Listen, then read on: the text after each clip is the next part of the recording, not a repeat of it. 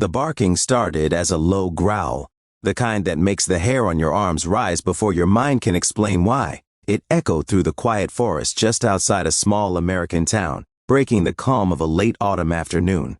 Officer Daniel Reeves tightened his grip on the leash, surprised by the sudden tension running through his K-9 partner, Max.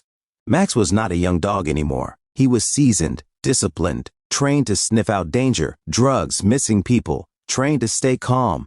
Yet now, his body was rigid, his eyes locked on something ahead, his bark sharp and urgent, as if he were trying to warn the entire world at once. Daniel followed Max's gaze to an old oak tree standing alone near the edge of a dried creek bed. It was massive, hollowed by time, its bark cracked and darkened by decades of storms. At first glance, there was nothing unusual about it, but Max refused to move. He pulled forward, barking again, louder this time, circling the tree as if guarding it or accusing it. Daniel had learned long ago to trust Max's instincts. That trust had saved lives. It had saved his own. So when Max sat suddenly, stiff and alert, staring at a strange bulge in the trunk, Daniel's chest tightened. "Easy, boy," Daniel whispered, though his own voice trembled slightly. He radioed for backup, unsure what he was dealing with. Maybe it was nothing. Maybe an animal. Maybe contraband hidden by someone clever. Still, something about the way Max barked, high, desperate, almost fearful, made Daniel uneasy. This wasn't a training bark. This was personal. As they waited, Daniel's thoughts drifted, as they often did, to how Max had come into his life. Years earlier, after Daniel had lost his wife in a car accident, the silence of his home had nearly broken him. Max had been assigned to him soon after, a restless, intelligent dog with scars of his own. Together they had learned how to keep moving forward, one step, one patrol, one quiet moment at a time. Max was more than a partner. He was family. The backup arrived within minutes, 2 patrol cars, lights flashing briefly before going dark. Officers stepped out cautiously, scanning the area. Sergeant Miller, an older man with kind eyes and a cautious mind, approached Daniel. "What have you got?" he asked. "Not sure," Daniel replied, nodding toward the tree. "Max won't let it go." The officers exchanged glances. They had all worked with Max before. If that dog was alarmed, it meant something. Miller approached the oak slowly, examining the bark. There, half hidden beneath moss and rot, was a rough patch, an irregular shape that didn't quite match the rest of the trunk. It looked almost sealed. "Could be nothing," Miller said, though he didn't sound convinced. "But let's check it out." They called for a forestry worker and, as protocol demanded, waited again. Time stretched thin. Max continued barking, then whining softly, pawing at the ground. Daniel knelt beside him, resting a hand on his back. "We're here," he murmured. "Whatever it is, we're here." When the forestry worker arrived with proper equipment, the group gathered around the tree. The forest seemed to hold its breath. Birds had gone quiet. Even the wind felt still. The worker began carefully cutting into the strange section of bark. Wood chips fell away, one by one, hitting the ground with dull taps. Max's barking intensified, his body shaking. Then suddenly, the saw stopped. "Oh my God," someone whispered. Inside the hollow tree was not an animal, not contraband, not anything anyone had expected. It was a small space sealed crudely with wood and resin, and inside it was a child. A little boy, no older than 6, was curled into himself, eyes wide with terror, his face streaked with dirt and tears.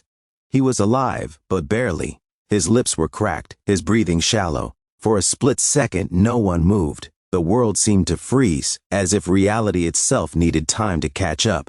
Then Daniel dropped to his knees. "Call an ambulance," he shouted, his voice breaking as he reached into the hollow carefully, gently, as if afraid the boy might disappear if touched too roughly. Max stopped barking instantly, replacing it with soft whines, licking the boy's hand as soon as Daniel pulled him free.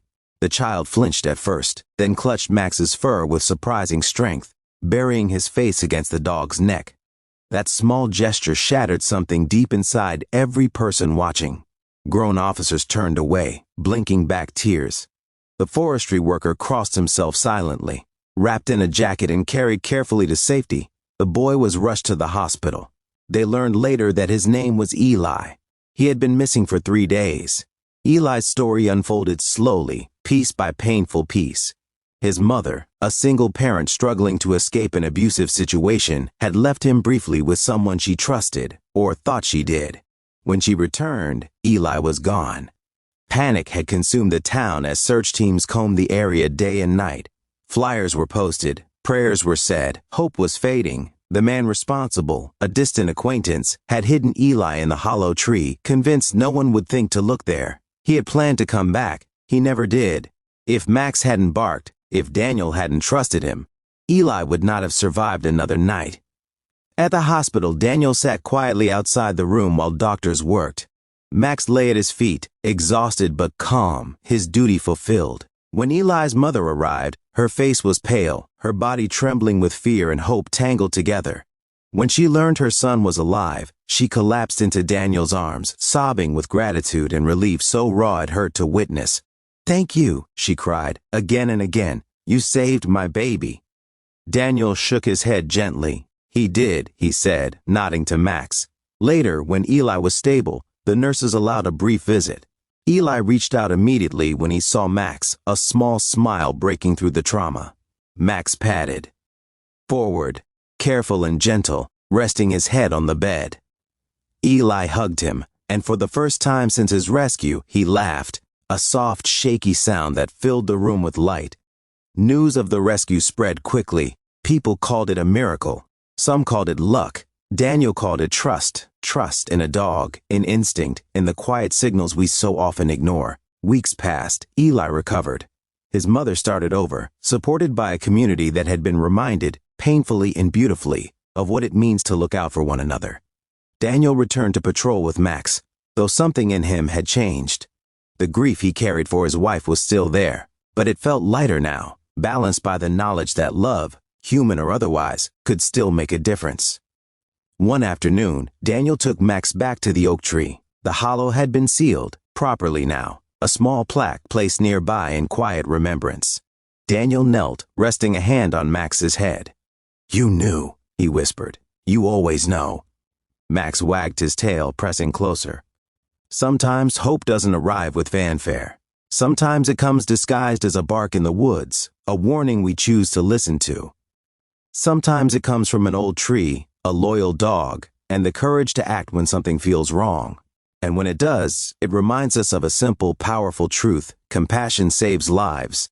And when we trust it, even in the quietest moments, it can change everything.